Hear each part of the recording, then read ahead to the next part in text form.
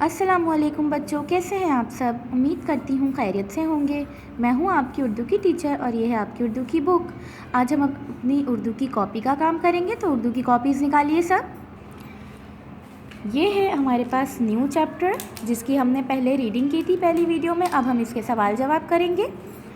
عنوان لکھیں گے، سوال جواب۔ سوال نمبر 1 ہے، ملا نصیر الدین کو ترکی کے لوگ محبت سے انہیں کیا کہہ کر پکارتے تھے؟ جواب میں ہم لکھیں گے، ملا نصیر الدین کو ترکی کے لوگ محبت سے ہوجا یعنی استاد کے نام سے پکارتے تھے۔ سوال نمبر 2 ہے ہمارے پاس، ملا نصیر الدین پر کتنی کتب لکھی جا چکی ہیں؟ اس کا جواب ہم لکھیں گے، ملا نصیر الدین پر ہزاروں کتب لکھی جا چکی ہیں۔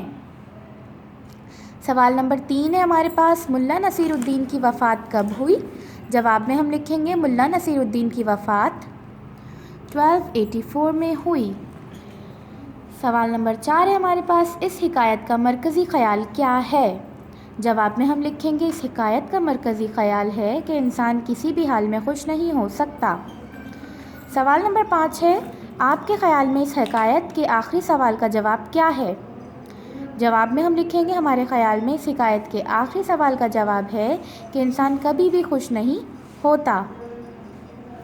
بالکل ایز اٹ از آپ نے جس طرح میں نے یہاں عنوان کی ہیڈنگ ڈال کے، سوال جواب کی ہیڈنگ ڈال کے پھر یہ سوالات کیے ہیں، آپ نے بھی اپنی کاپیز میں اسی طرح کرنا ہے۔ امید کرتی ہوں میرا آج کا ٹاپک آپ لوگوں کو سمجھ میں آ گیا ہوگا۔